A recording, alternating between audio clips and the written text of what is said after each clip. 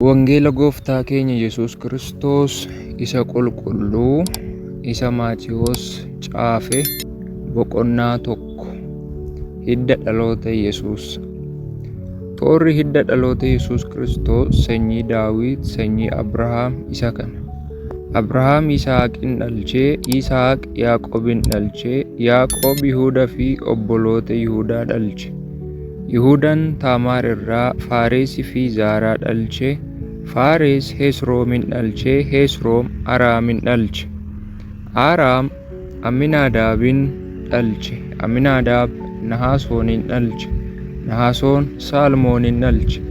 Saalmoon Rahaab irraa Bo'aazin dhalche. Bo'aaz Ruut irraa Yoobeedin dhalche. Yoobeed Isseeyin dhalche. Isseey Daawit mooticha dhalche. Daawit haadha manaa Yuuriyaa irraa Salomoonin dhalche. Salomoon Rehoobi'aamin dhalche. Rehoobi'aam Abiyaa dhalche. Abiyaan Asaafin dhalche. Asaaf Yoshafaaxin dhalche. Yoshafaax Yo'aaraamin dhalche. Yo'aaraam Ooziyaasin dhalche. Ooziyaas Yo'aataamin dhalche. Yo'aataam Akaazin dhalche. Akaaz Hisqiyaasin dhalche. Hisqiyaas Minaasee dhalche. Minaaseen Amoosin dhalche. Amoos Yoosiyaasin dhalche. Yoosiyaas bara sabni Israa'el biyya Baabiloonitti booji'amanitti Yokooniyaasii fi obboloota Yokooniyaas dhalche. Sabni Israa'el biyya Baabiloonitti erga booji'amanii booddee Yokooniyaas Salaati'eelin dhalche. Salaati'eel Zarubaabelin dhalche. Zarubaabel Abiyuudin dhalche. Abiyuud Eliyaaqimin dhalche. Eliyaaqiim Azoorin dhalche. Azoor Zaadoqin dhalche. Zaadoq Akiimin dhalche. Akiim Eliyuudin dhalche.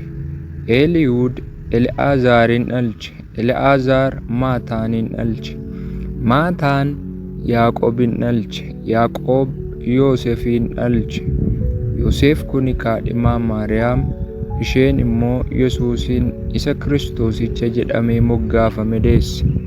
Dhaloonni kun hundinuu Abrahaamii hamma Daawititti dhaloota 14, Daawiti hamma biyya sabni Israa'el biyya Baabiloonitti booji'amanitti dhaloota 14, bara biyya Baabiloonitti booji'amanii hamma Kiristoositti dhaloota 14 turan. Dhalachuu Yesuus. Dhalachuun Yesuus Kiristoos akka kanatti fufee jiru ture. Maariyaam haati isaa Yoosefiif kaadhimatamtee turte.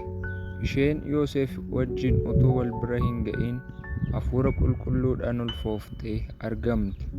Yoosef inni ishee kaadhimates nama jireenya qajeelaa jiraatu waan tureef dhoksaatti ishee dhiisuudhaaf murtoo godhe malee uummata duratti ishee yellaasisuu hin barbaanne. Utuu Yoosef kana yaadaa jiruu kunoo ergamaan Gooftaa abjuutti mul'ate, yaa Yoosef ilma Daawit, Maariyaam kaadhimni kee Hafuura Qulqulluudhaan waan ulfoofteef ishee of biratti fudhachuu hin sodaatin. Isheen ilma hin deessi, atis maqaa isaa Yesuus jettee hin moggaaftu. Inni ofii isaatii saba isaa cubbuu isaaniitii isaan in fayyisa jedheen.